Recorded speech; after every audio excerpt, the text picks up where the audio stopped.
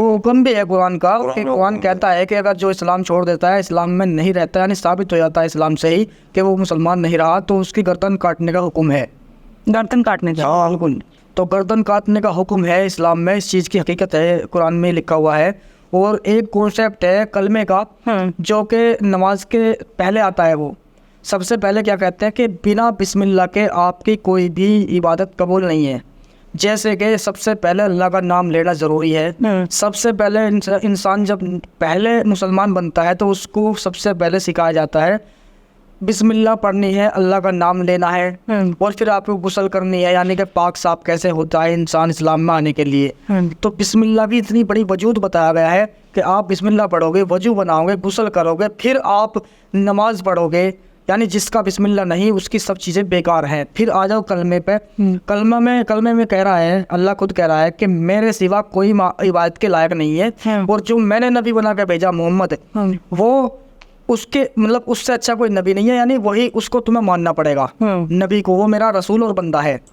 मुसलमान का ये सोचना है कि अल्लाह के सिवा कोई नहीं है, सारे धर्म के जितने भगवान हैं सब झूठे हैं, उसके आगे नजस है, गंदगी है, टट्टी है, इस तरह से।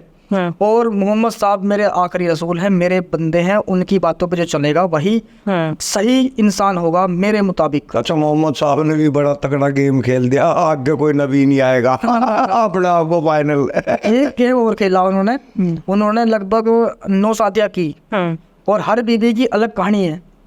खैर यहाँ तो इतना लंबा नहीं बता सकते हम उनके बारे में, लेकिन मैं ये कहता हूँ कि जब हजरत आयशा, उनको हम अम्मी बोलते हैं, जो इस्लाम में होता है उनको अम्मी बोलते हैं, यानी कि नबी मोहम्मद की जितनी बीवियाँ हैं वो हर मुसलमान की माँ है।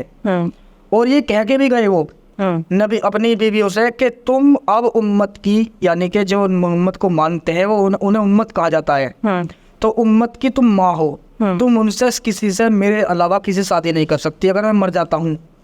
और फिर उम्मत को कह दिया कि वो तुम्हारी माएँ हैं, तुम उनसे शादी नहीं कर सकते। अब सोचने वाली बात है, हजरत आयशा जो 6 साल की थी उस टाइम पे, मोहम्मद साहब ने उनसे शादी की, 6 साल की लड़की से। हाँ 6 साल की थी उनकी उम्र, उनसे शादी की, और 9 साल में उनकी रुखसती हुई, उनके साथ संबंध बनाए 9 साल की उम्र में।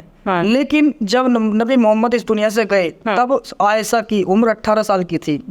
फिर मोहम्मद ने ये कह दिया मरते टाइम कि अब तुम उम्मत की माँ हो, और उम्मत से कह दिया कि वो तुम्हारी माँ है, एक दूसरे से नहीं शादी कर सकते। अब ये सोचने वाली बात है कि जुल्म कितना हुआ उस बेचारी पे कि 6 साल की उम्र में शादी हुई, फिर उसको 9 साल की उम्र में आके रुखसती हुई, उसके साथ संबंध बनाए गए, वो जो कि गलत है। फिर 18 साल की उम्र में वो खत्म हो गए और वहाँ पे पाबंदी लगा दी, अब तुम शादी नहीं कर सकती। तो उसने 94 साल की होकर वो मरी है, तो उसने अपनी जिंदगी कैसे गुजारी होगी, यानी उसकी पूरी जिंदगी बेकार कर दी। मतलब जो उसकी नेचुरल प्रक्रिया का वक्त था उस वक्त तो उसके साथ में मतलब उसको ब्लॉक कर दिया, और जब उसका खेलने कूदने का वक्त था तो उस वक्त उसके साथ संभोग हुआ। 18 साल की उम्र के बाद लड़की को जवान माना जाता है, और ये मानना जाता है कि अब ये आज़ाद है, सेक्स वगैरह के लायक हो चुकी है, उस वक्त उसको सेक्स के लिए ब्लॉक कर दिया।